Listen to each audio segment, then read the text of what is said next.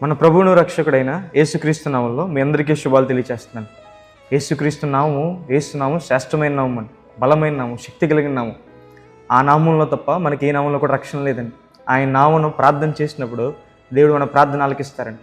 ఈరోజు ఆయన వాగ్దానాన్ని దేవుడు మనతో ఏం మాట్లాడుతున్నారో ధ్యానం చేద్దాం. చూడండి, కీర్తన గ్రంథము 68వ అధ్యాయము 9వ వచనంలో రాయబడింది, దేవా నీ స్వాస్థ్యం మీద నీవు వర్షం సమృద్ధిగా కురిపించితివి, అది అలిసి ఉండగా నీవు దానిని బలపరిచితివి. హల్లెలూయా.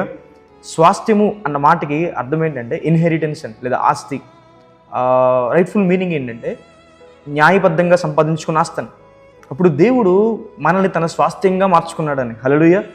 సర్వ సృష్టిని దేవుడు సృష్టించినప్పటికీ కూడా ఆయన సర్వాన్ని చేసిన దేవుడు అని. ఈ చెట్లు, జంతువులు, పక్షులు, సూర్యుడు, నక్షత్రాలు, ఆ కొండలు అన్నీ కూడా దేవుడు చేసినవి. అయినప్పటికీ ఎవరైతే మారు మనసు పొంది, రక్షణ పొంది, బాప్తిజం పొంది దేవుని దగ్గర బ్రతుకుతున్నారో వారందరినీ కూడా దేవుడు తన స్వాస్థ్యంగా చేసుకున్నాడని. హల్లెలూయా. తన స్వాస్థ్యం అని దేవుడు పిలుస్తున్నాడని. అసలు రక్షణ పొందడమే గొప్ప భాగ్యం అని. యెహోవా తమకు దేవుడుగా గల జనులు ధన్యులు, దేవుడు తనకు స్వాస్థ్యంగా ఏర్పరచుకున్న జనులు ధన్యులని దేవుని వాక్యం సెలవిస్తుంది. అంటే ఆస్వాదించబడిన వారు, ఆనందించేవారు. ఎవరికి నిజమైన సంతోషం, ఎవరు నిజమైన ఆశీర్వాదం అంటే ఎవరైతే దేవుని స్వాస్థ్యంగా పిలువబడతారో. క్రీస్తు ప్రభు ఈ లోకానికి వచ్చారండి.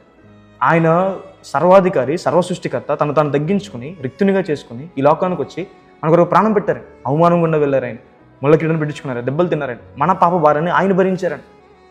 ఎవరైతే ఆయన దేవుడని నమ్మి నా పాపాని కోసమే క్రీస్తు ప్రభు శిలువలో ప్రాణం పెట్టారని నమ్మి తమ పాపలు ఎవరైతే దేవుని దగ్గర ఒప్పుకుంటారో వారందరినీ కూడా దేవుడు క్షమిస్తారని, వారందరూ కూడా రక్షించబడతారని. వారిని దేవుడు తన స్వాస్థ్యంగా మార్చుకున్నాడని. హల్లెలూయా. అందుకే రాయబడింది, వెండి బంగారం వంటి క్షయమైన వస్తువుల చేత మనం విమోచించబడలేదు, కానీ విలువైన అమూల్యమైన నిష్కలంకమైన దేవుని రక్తం చేత మనం విమోచించబడ్డామని. కోడెల రక్తం కానీ, మేకల రక్తం కానీ మనిషికి పాపక్షమాపణ ఎవడు అసాధ్యం. క్రీస్తు ప్రభు దేవత దేవుడు తన రక్తం చిందించడం చేత మనకి పాపక్షమాపణ అనుగ్రహించారు. ఇప్పుడు ఎవరైతే రక్షణ పొందుతారో వారంతా కూడా దేవుని స్వాస్థ్యమే అని. హల్లెలూయా. మీరు రక్షించబడ్డారా? మీరు రక్షించబడిన వ్యక్తులైతే ఖచ్చితంగా మీరందరూ కూడా దేవుని స్వాస్థ్యమే. ఇప్పుడు దేవుడు తన స్వాస్థ్యం మీద రాయబడింది కదా, ఆయన వర్షాన్ని సమృద్ధిగా కురిపిస్తాడు అని. హల్లెలూయా. దేవుడు సమృద్ధిగా మేలు చేసేవాడు. ఇక్కడ వర్షం అన్న మాటకి రెండు విధాలుగా మనం చూస్తాం. బైబిల్లో పరిశుద్ధాత్మ దేవుడు దిగిరావడాన్ని వర్షం అని పిలిచారు. దేవుడు సమృద్ధిగా తన ఆత్మశక్తిని, పరిశుద్ధాత్మ దేవుడు మన మీదకి సమృద్ధిగా వస్తాడని, దేవుని ఆత్మశక్తిని మనం సమృద్ధిగా పొందుకుంటామని. ఎందుకు పరిశుద్ధాత్మ చేత మనం నింపబడాలి అంటే మన జీవితంలో ఆయన కొరకు సాక్షిగా బతకడానికి, మన ఇంట్లో కానీ, మన ఆఫీస్లో కానీ, బయట కానీ, బంధువుల మధ్య అన్ని చోట్ల మనం సాక్షిగా బతకడానికి దేవుని ఆత్మశక్తి మనకు కావాలి అని. మనం తీసుకునే ప్రతి నిర్ణయము దేవునికి ఇష్ట ప్రకారంగా ఉండడానికి మనకి దేవుని ఆత్మశక్తి కావాలని. దేవుని తన స్వాస్థ్యం మీద ఆత్మను సమృద్ధిగా కుమ్మరిస్తాడని. అలాగే బైబిల్లో రాయబడింది, ఆయన కృపా సమృద్ధి కలిగిన వాడని.